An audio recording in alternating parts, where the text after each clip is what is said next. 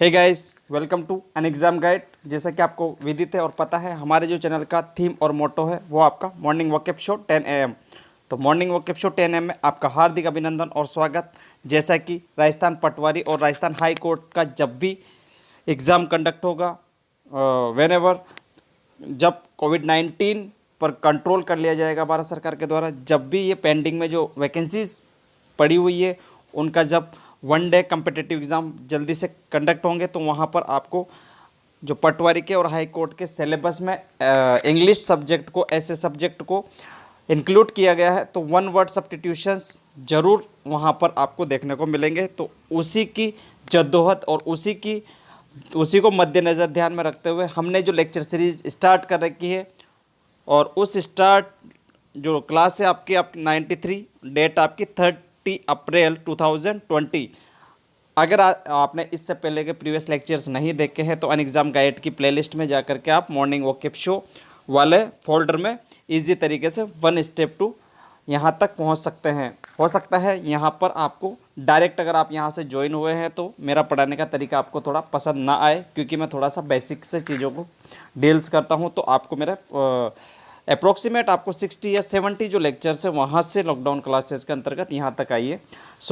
इसी के मद्देनज़र लॉकडाउन टू पार्ट 2 जो लॉकडाउन है सेकंड वाला, वो 3 अप्रैल को ख़त्म हो रहा है। तो मैंने आपसे वादा किया था कि हमारी जल्दी 100th लेक्चर्स वॉकअप शो के दौरान कंप्लीट होने वाली है। तो धीरे धीरे हम उसकी तरफ अग्रसर भी हैं।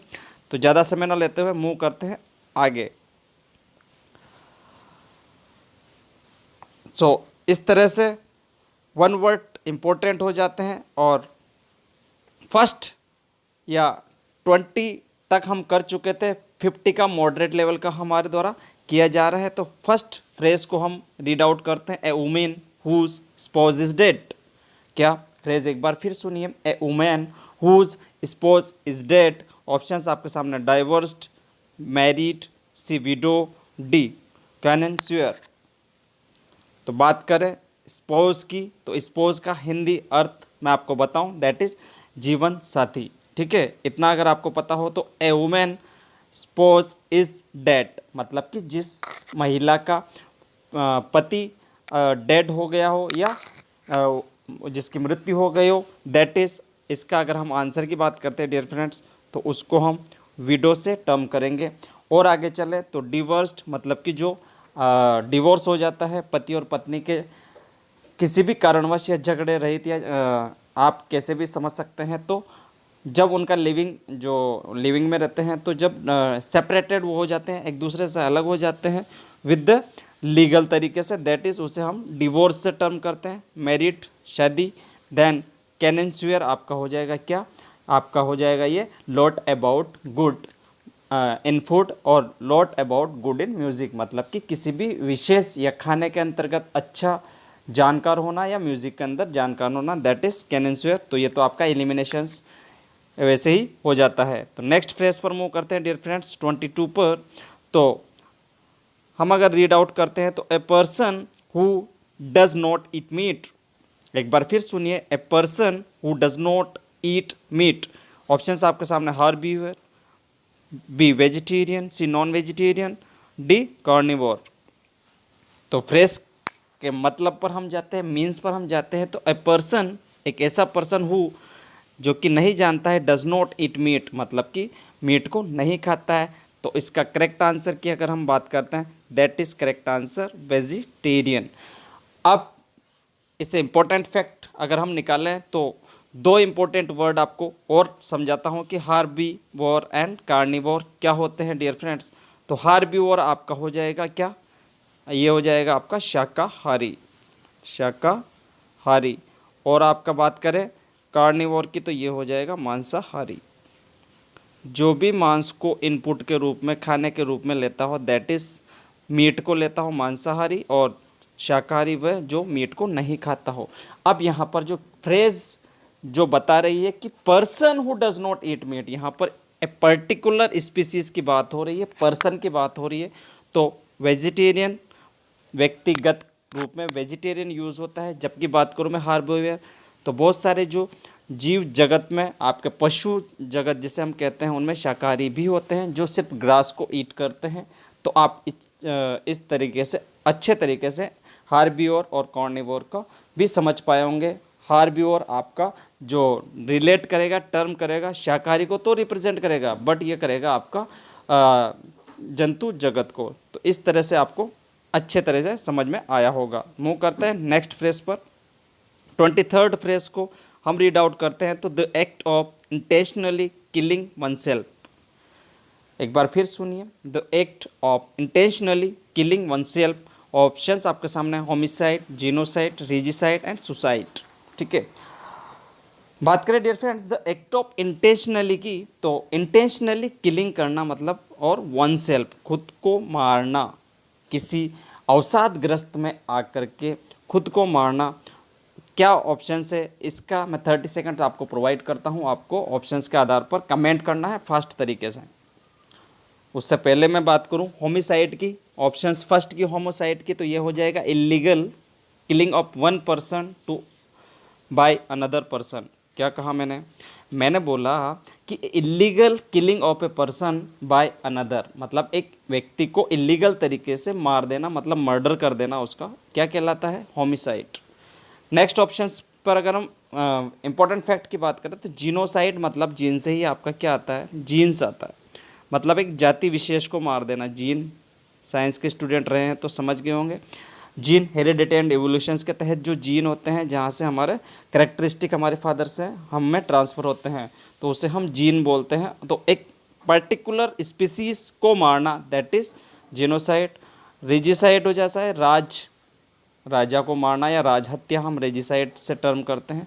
और सुसाइड, तो सुसाइड मतलब एक पर्टिकुलर व्यक्ति बंद कमरे में या कहीं और जगह पर खुद को जब अवसादग्रस्त में हो जाता है, मेंटली शॉक्ड हो जाता है, दैट्स वो क्या करता है, खुद को इंटेंशनली किलिंग वन सेल्फ करता है। तो इसका करेक्ट आंसर हो जाएगा डी, सुसाइड।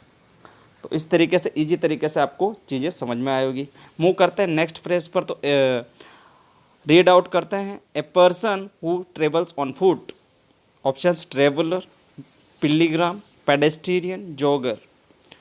एक बार फिर फ्रेज को हम रीड आउट करते हैं और उसका मीन्स निकालने का हम फाइंड आउट करते हैं। तो ए पर्सन, एक ऐसा पर्सन हु ट्रेवल्स, क्या ट्रेवल्स करता है किस पर, फूट पर, मीन्स टू से पैदल वो चलता है, दैट इज़ ट्रेवलर।